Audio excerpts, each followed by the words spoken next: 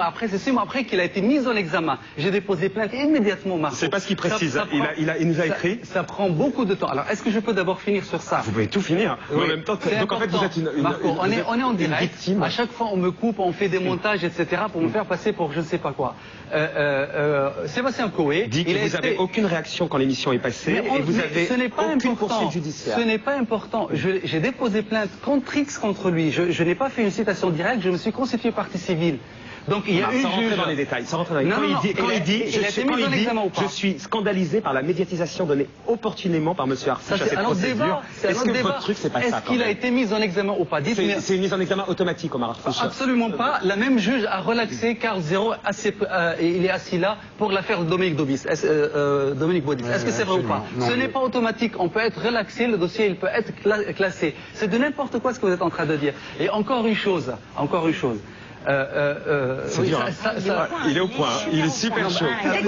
J'ai raison. Il n'a pas été mis en examen pour l'émission de télé, vous savez, il a été mis en examen pour entrevue, ce qui n'est pas la même chose. Non, pour les propos. Marco, c'est moi qui ai déposé plainte, je m'en fous. Et c'est son avocat qui l'écrit. Moi j'ai le jugement, j'ai la mise en examen, il est mis en examen pour deux choses. La première, ce qui était considéré comme diffamatoire, il dit que je me suis enrichi grâce à la vente d'armes à l'Angola, donc je me suis constitué partie civile parce que je me suis dit peut-être que c'est vrai. Donc j'ai demandé au juge de vérifier. La juge Nathalie Turquet, elle a découvert que ce n'est pas vrai, elle l'a mis en examen. Et la deuxième imputation, Omar, qui était un jeu Interpol a rédigé une note accablante sur votre compte, on peut lire mis en cause par un rapport de la sécurité syrienne datant de 1996. Omar Arfouche, de nationalité française et persona non grata au Liban. Son nom est totalement assimilé au trafic des frères Khalif et plus particulièrement à Joseph Khalif qui a été obligé de quitter la France en 97 après plusieurs mois de détention pour proxénétisme et trafic de drogue. C'est moi qui ai été accusé de proxénétisme. Manifestement, les services d'Interpol auraient rédigé cette note.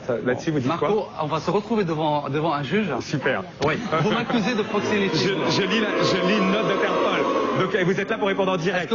Voilà, en direct. Vous venez de dire que j'étais moi-même accusé de proxénétisme. Je sais pas ce que j'ai dit. Je dis les services d'Interpol, à la suite de l'affaire Elite, les services d'Interpol ont rédigé une note accablante sur votre compte. On peut y lire, je reprends la phrase exacte, entre guillemets, de la note apparemment qu'Interpol, mise en cause par un rapport de la sécurité syrienne datant de 1996, Omar Arfouche de nationalité française et persona non grata au Liban. Son nom est totalement assimilé au trafic des frères Khalif et donc plus particulièrement à Joseph Khalif qui a été obligé de quitter la France en 97 après plusieurs mois de détention pour proxénétisme et trafic de drogue en parlant de M. Khalif. C'est apparemment la note d'Interpol. Allez-y. Je ne suis pas français. Je suis libanais. Et un Libanais, comme un Français, ne peut jamais être persona non grata dans son propre pays. Le terme persona non grata est un terme diplomatique qui est donné pour les étrangers qui sont indésirables dans un pays. Donc déjà, la définition, elle commence très mal. Moi, ma question, c'est est-ce que cette note existe? Eh bien, absolument pas. Et ce que vous venez de dire, c'est ce que Alain Hitler avait donné à la presse, qui non seulement c'était un faux papier, parce que Interpol... Est-ce que je peux vous expliquer ce qu'il faut Interpol? Interpol ne font jamais de fichiers sur qui que ce soit. Interpol reçoit une note d'un police étranger, de la police étrangère, pour dire est-ce que vous pouvez nous chercher ce monsieur-là sans aucune explication. Omar, je peux vous poser une question simple et répondez-moi simplement. Si apparemment tout ce qui est là, l'enquête de Capital est fausse, alors que bon, Capital, elle est simple, il n'y a rien. On me voit en train de dire j'ai acheté la maison, après on dit mais c'est pas sa maison. Qui vous en veut autant? Marco, vous savez aussi bien que moi que je dérange. Qui? Je dérange, je ne sais pas, c'est certainement ceux qui me veulent du mal. De toute façon, Marco, je vous ai déjà dit, vous venez de dire des choses qui sont diffamatoires à mon égard, et je vous pose des questions. Et je vous l'ai déjà dit, parce que c'est important, vous savez, dans un procès, c'est important de savoir si on était au courant ou on n'est pas au courant. Répondez-moi, votre fortune, elle vient d'où? Je vais vous poser, est-ce que moi je peux vous poser une question? Est-ce que vous avez porté plainte, vous, contre Brigitte Bardot parce qu'elle vous a traité de petit con? Oui, absolument. Oui ou non? Et j'ai perdu. Vous l'avez perdu. Oui. Donc moi je peux vous traiter de petit con. Ça dépend. Et vous pouvez. Bah si, parce qu'un juge a dit que traiter Marc-Olivier Fogel de petit con. Traitez-moi de petit con. Ça dépend dans quel contexte. Pour vous dire. Je vous pose des questions simples. Là on s'égare. Pourquoi vous avez porté plainte? Pourquoi vous avez porté plainte? C'était une erreur parce que finalement c'était plutôt marrant qu'elle me traite de petit con. Est-ce qu'on a porté plainte contre vous par contre pour avoir dit répondez-moi à ma question. Répondez-moi. Vous avez déposé un SMS. C'est le bordel. Un SMS à caractère raciste et vous avez été condamné pour ça. Absolument. Vous avez fait un faux SMS. Pas du tout. Pas du tout. La preuve a été vous avez été jugé que... Pas du tout. Mais c'est pas grave. Non, Marco, vous mentez. Non, c'est pas grave. Vous avez été jugé pour fabriquer, votre équipe a fabriqué un SMS. C'est toi qui as fabriqué le SMS et tu me l'aurais pas dit. Non, la preuve, regardez, en plus on est raciste. Non, vous l'avez déjà dit. C'est Elisabeth. Omar, là c'est ridicule. D'où vous vient votre fortune? D'où vous vient votre fortune? Vous avez dit que oui, vous avez été jugé pour racisme. Oui, absolument. Bon, voilà. Absolument. Ce n'est pas mon cas. Je n'ai jamais été jugé. Et quand j'étais dans votre fortune, Omar? Je suis juste en train de dire qu'entre vous et moi, déjà, vous êtes en train de m'accuser. Vous faites le juge et vous êtes l'avocat général, etc. Il est calme généralement à la maison? Très calme. Il joue au piano comme ça, il vous détend? Oui. Ça lui arrive comme ça de partir? C'est que dans la presse, à la télé, qu'il gueule comme ça? Quelqu'un dit quelque chose de pas vrai, c'est comme ça, lui. C'est quand il est énervé, en fait. Alors, on dirait que vous avez l'occasion de rétablir la vérité, Omar. J'essaie de Alors, d'où vous vient votre fortune? Comment voulez-vous que je rétablisse la vérité dans une émission produite par Endemol? Non, pas du tout. Mais pas du tout. C'est comme si vous disiez Carl Zero dans la boîte a été aussi. Ben oui, aussi. Bien sûr. C'est ridicule. Mais Marco, vous n'avez aucun lien commercial avec Endemol? Endemol est actionnaire de la société. Voilà. Et je suis en conflit avec Endemol. Vous m'invitez chez vous pour me flinguer. C'est pour ça que j'ai mis un gilet pare-balles. Si vous voulez, mais ça n'a aucun sens ce que vous racontez. Mais ça peut être drôle comme ça. Si vous voulez, on peut continuer comme ça. Ça n'a aucun sens. Je vous pose des questions simples. D'où vous vient votre fortune? On peut savoir. En quoi je veux dire, pourquoi je dois vous dire, vous êtes juge, vous êtes quoi? Pourquoi je dois tordre le cou à cette rumeur? Il y a 5 minutes de dire que je n'ai même pas une fortune. Alors, je vous pose des questions. Est-ce que vous pouvez être cohérent? J'ai une fortune ou je n'ai pas de fortune? Je vous pose la question. Déjà, vous avez dit dans votre reportage que je n'ai pas de fortune. Alors, pas du tout. Dans le reportage, on a dit, sur le reportage de Capital, que la chaîne de télévision dont vous prétendez être l'actionnaire, absolument, apparemment, ne vous appartient pas. Oui ou non? La chaîne de télévision dont on a vu dans l'émission qui s'appelle OTV ne m'appartient pas et je n'ai pas dit qu'elle m'appartient. Alors aujourd'hui, vous êtes à la tête de quelle fortune, Omar? Je suis quelqu'un de privé, je ne suis pas obligé de divulguer.